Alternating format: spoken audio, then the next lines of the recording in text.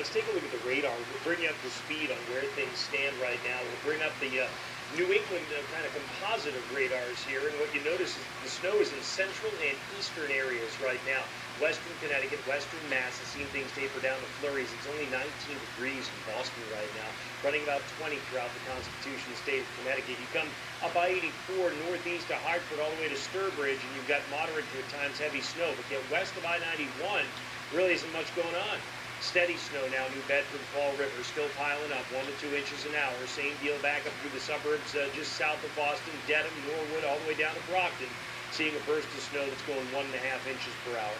Farther north, steady bands of snow in central and eastern New Hampshire, affecting Route 16 around Ossipee, stretched all the way down through Wolfboro, along Lake Winnipesaukee, and then you get along Route 1 in Maine. Speaking of Route 1 in Maine, our Marty McLean just sent in some video. She and her videographer are driving along Route 1 in Maine right now. The roads are still snowy there, snowbanks very high along the side of the road. And of course, rest assured, we're always safe in the way we take the video as we're going down the highway here, but this is what it looks like. Obviously, still somewhat disorienting, and that's part of the problem when you're driving in these snowy conditions, is that sometimes visibility is reduced, sometimes it gets just a little bit confusing as you're going down the road there. So a lot of caution is urged in the state of Maine if you're going to be traveling to many other states like Rhode Island, Connecticut, Massachusetts.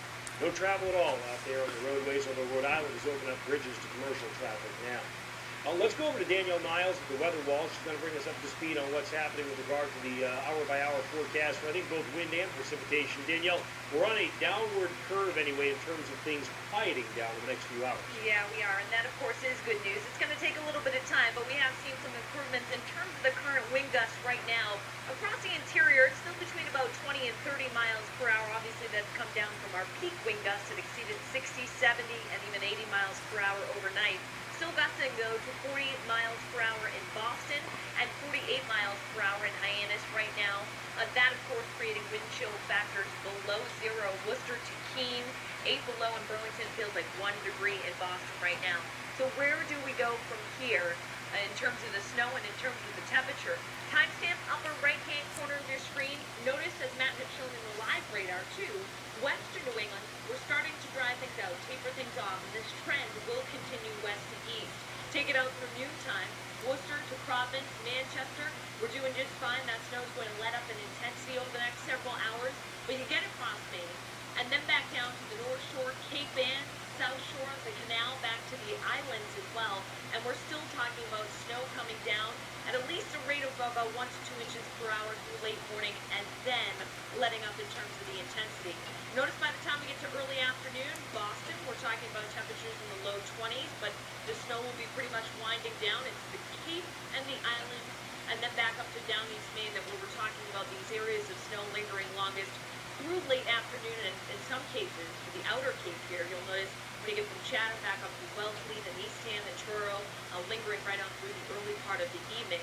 Same goes for Washington and Hancock counties and down East Maine along the coastline of Route 1. So there will be some additional 3 to 6 inch snowfall amounts in eastern New England on top of the 1 to 2 feet that we already have out there in a lot of spots, and higher than that.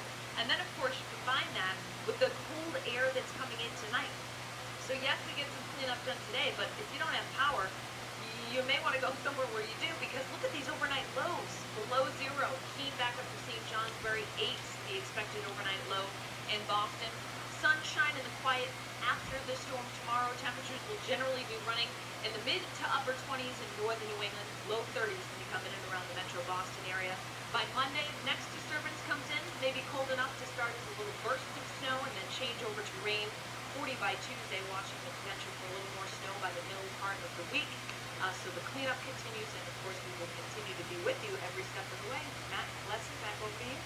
Alrighty, Danielle, thank you. Lots to talk about this morning. Here's some important things that you need to know. Logan Airport closed. There's no MBTA service in Boston. You are not allowed to travel on the roads of Massachusetts or Connecticut until you hear further from the governors of those states, because the plows are out there. It is still snowing. They're trying to clear all of that for you. If you're looking for your morning newspaper, you're probably not going to find it. And the U.S. Postal Service has suspended mail delivery today, so you don't need to make it out to the mailbox either.